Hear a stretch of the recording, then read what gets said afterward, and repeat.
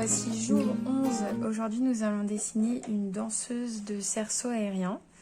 Donc, je lance le chrono et on commence. Alors, tout d'abord, nous allons commencer par dessiner le cerceau. Donc, toujours, on trace une ligne verticale. Et alors, quand on fait un rond en perspective, le côté qui est proche de nous est toujours plus rond que le côté qui est loin de nous. Donc, le côté gauche, ici, va forcément être moins arrondi, vu qu'il est loin de nous. Tandis que le côté droit, donc là, hop, on se donne une distance. Là, c'est forcément plus grand. Alors, bien sûr, pour les ellipses, faites toujours attention à ne pas faire quelque chose de pointu en haut et en bas. Cherchez vraiment à accompagner au maximum le rond.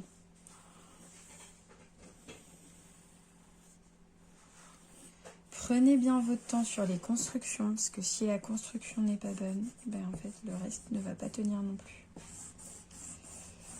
Hop. Une fois que mon ellipse est à peu près faite, alors j'imagine que mon milieu c'est quelque chose comme ça, d'accord, pour la corde qui va être au-dessus. Donc je me la signifie là où j'avais fait le cercle.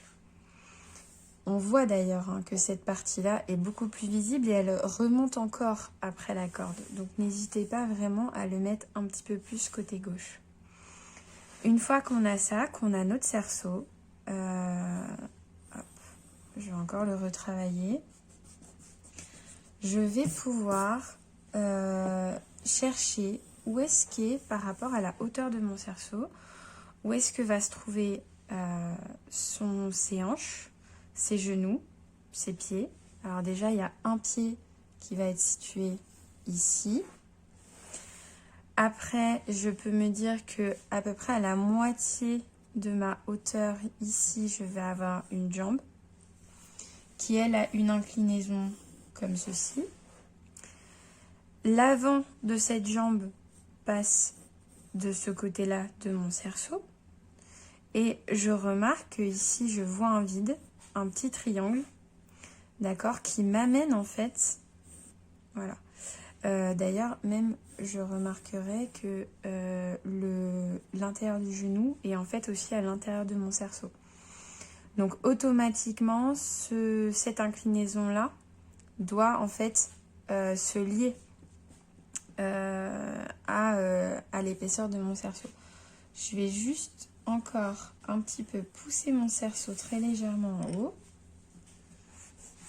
Prenez bien votre temps sur le cerceau, c'est vraiment important. Ça va être la partie qui va vous aiguiller surtout. Donc, je me dis que l'intérieur de mon genou est quelque part par ici et me mène dans la direction, bien sûr, de mon pied. Donc déjà, j'ai une proportion au niveau des jambes qui s'est fait toute seule. Maintenant que j'ai réussi à avoir ce trait, je remarque que la fesse, bien sûr on voit la jambe devant, mais la fesse bien sûr est liée, d'accord? Donc on tire ce trait et on essaie, voilà, de trouver un espace pour les hanches. On remarquera que notre hanche, on voit un petit peu donc la base du pantalon ici, d'accord? Donc il faut qu'elle sorte de notre cerceau. Notre cerceau a une épaisseur, donc hop, on peut légèrement pousser, d'accord, un petit peu cette partie-là, ce qui veut dire que on va avoir en fait le ventre qui va être ici et les côtes qui, elles, vont être au contraire. Nous, on va dans ce sens-là pour tout ce qui est hanche. Par contre, on remarquera que c'est cette direction-là qui nous intéresse pour le torse. On va faire quelque chose de plat en bas. Donc là, c'est l'endroit juste au-dessus de la poitrine sur lequel repose notre danseuse. Et on va chercher une légère courbe. D'accord? Ça sort pas énormément de notre cerceau. Une légère courbe, ça sort un peu plus au niveau des côtes. Donc vous pouvez les faire plus pointues. Et une fois qu'on a ça, on va pouvoir placer la tête. Alors, le cou déjà, n'est pas horizontale, comme... alors d'ailleurs, je peux le faire peut-être un petit peu plus sur le côté. Non, non, je peux pas le faire plus sur le côté. Je vais avoir le menton qui est là. Donc, mon cou est bien sûr pas horizontal. Il tombe légèrement sur le côté gauche. Après, j'ai un menton qui est presque vertical, d'accord? La ligne de la mâchoire qui est verticale. Et je vais pouvoir remonter, voilà, chercher l'inclinaison du visage. Voilà, avec un arrondi pour la tête. Juste au-dessus de ça, on voit la deuxième épaule qui est pas très loin, l'épaule qui est cachée derrière et qui va nous mener au bras. Je vais déjà chercher à placer par ici le dos. D'accord. Et une fois que j'ai placé le dos, j'ai élargi ce côté-là pour vraiment avoir l'épaule. Et on remarque que mon bras est en raccourci et il me mène. Voilà, j'ai la main qui va en fait être en dessous de ma cuisse et à côté de ma fesse. J'ai un léger vide, d'accord, entre les deux seulement. Donc, ça me donne une idée de l'inclinaison. Pour le genou est juste au-dessus du haut des oreilles. Donc, le haut des oreilles, c'est la moitié de ma tête. Mes oreilles vont être quelque part par là. Je remonte verticalement. Mon genou va être quelque part par ici. On voit qu'il est côté haut. Et bien sûr, après, je n'aurai plus qu'à tracer donc mon mollet. Et pour ça, je prends la distance que j'ai de ma hanche qui est placée ici jusqu'à mon genou. Je la place. Alors, choisissez bien l'inclinaison. Voilà. Alors, l'inclinaison à cet endroit-là n'est pas hyper importante. Si vous vous trompez, c'est pas grave, d'accord? Elle n'a pas d'influence et d'incidence sur tout le reste du corps. Donc, si vous le faites un peu trop bas, un peu trop haut, essayez de le faire bien. Mais si vous voyez que vous voulez prendre des libertés, à cet endroit-là, vous pouvez le faire. Je prends un petit peu plus petit que la distance que j'ai là pour faire mon pied et je vois que mon pied va se finir ici. Elle est en pointe, donc dès maintenant, je peux me dire que mon pied va être comme cela. Le talon, les orteils. Alors, là, je vais commencer à faire l'épaisseur de mon cerceau dès maintenant. Comme tout à l'heure, je vous disais, ce qui est loin est petit, ce qui est près est grand. Donc, choisissez un bord où vous allez mettre l'épaisseur. Cette partie-là est forcément plus fine que celle qu'on va avoir en premier plan.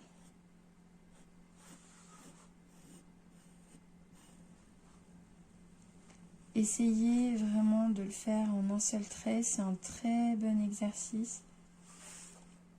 Voilà. Quitte à aller lentement, c'est pas grave. On respire et on se concentre. Je garde ce trait-là ici. Ok. Alors déjà, je gomme cette partie-là, on la voit pas du cerceau, elle va être cachée. Une fois que j'ai dessiné tout ça, je vais pouvoir retracer un petit peu mes directions. Je vois que ma direction, elle doit être un petit peu plus par là, tandis que mon genou, il va carrément sortir. Ce trait-là, j'en ai pas besoin, d'accord? J'essaie de garder vraiment les traits qui me sont visibles. Pour pas avoir des traits qui au contraire me trompent dans mon dessin ou jouent avec ma perception.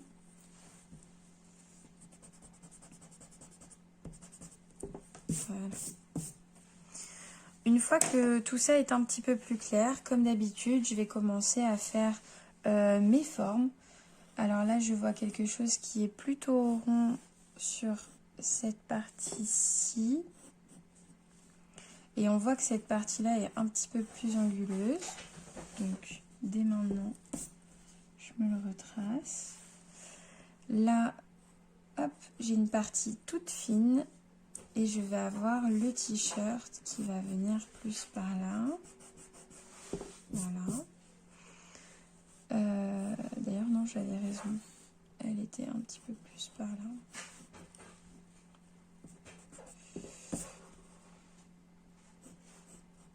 Voilà. Ok. Donc la fesse, je ne l'ai pas fait assez arrondi à mon sens. Comme ça, mon bras, je vais refaire la direction légèrement plus droite. Je vais placer ma jambe. Donc ici, elle est fine. Hop. Et là, on voit le pli, d'accord, qui est fait à l'arrière, d'accord, entre ma fesse et ma cuisse. Une fois que j'ai fait ça, à cet endroit-là, j'ai le genou. Donc je vais pouvoir placer mon genou très arrondi. Et on voit que le dessus de mon tibia, comme d'habitude, hein, un léger creux ici, légère bosse, léger creux. La partie du haut de mon tibia est toujours très arrondie et après, on dirait presque qu'elle est plate, qu'elle est droite. Donc j'en reste à ça, ça me va très bien. L'intérieur de ma cuisse maintenant, très arrondi, devient creuse. Je garde bien en tête qu'ici, j'ai parlé d'un vide tout à l'heure, un petit triangle, et que ça, fallait que ce soit aligné. Donc, hop, automatiquement, voilà, cette partie-là est beaucoup plus large. Je vais pouvoir gommer encore une fois hein, les traits qui ne me servent plus et qui pourraient me tromper.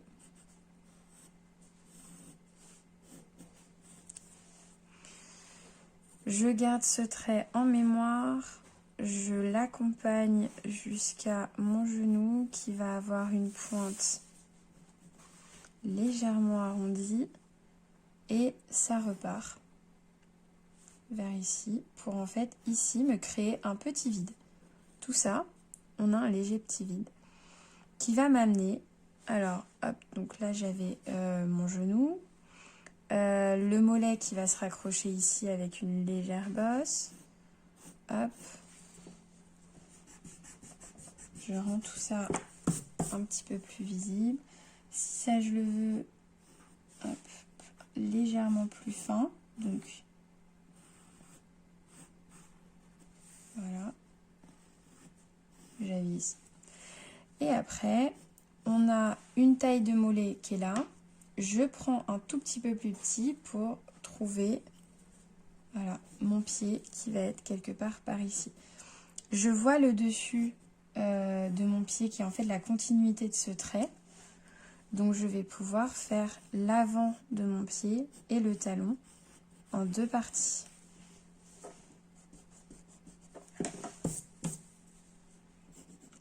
Voilà, et je fais quelque chose de pointu. Pour l'avant du corps, on va avoir cette partie-là. Le milieu du dos, on voit qu'elle est plus haute. Le bras, je le fais en plusieurs parties. La première, donc au niveau de mon coude, arrive en dessous de cette partie-là. Voilà. Et là, hop. Alors d'ailleurs, ça devrait être sur mon cerceau.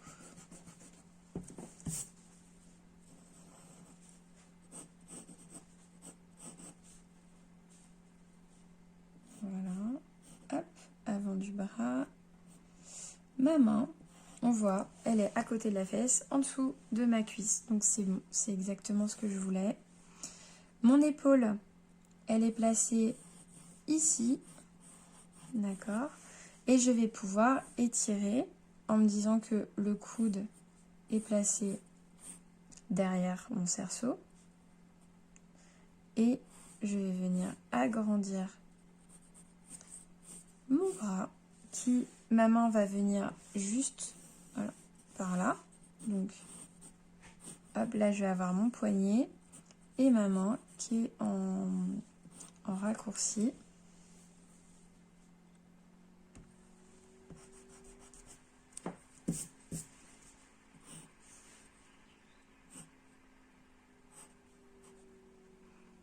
avec un pouce et les doigts qui sont quelque part comme ça. Je place les cheveux dans un dernier temps, mon oreille, les cheveux,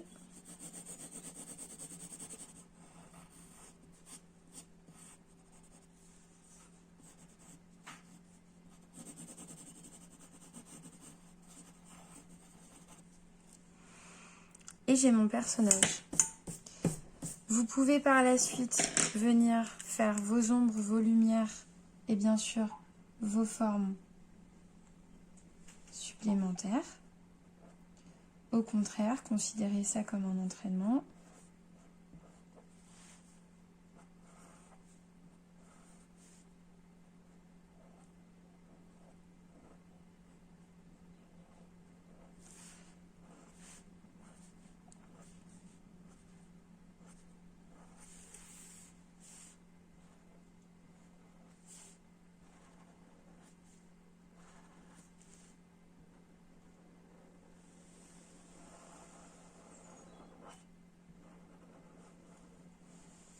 Prenez votre temps.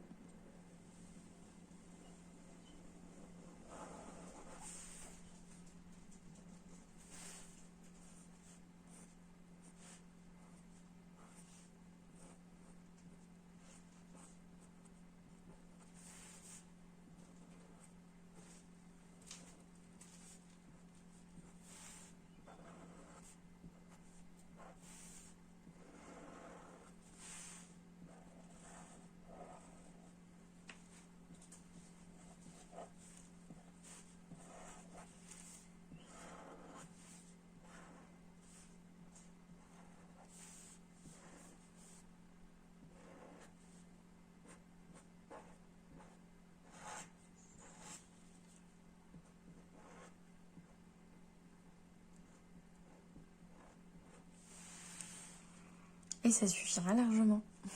À demain!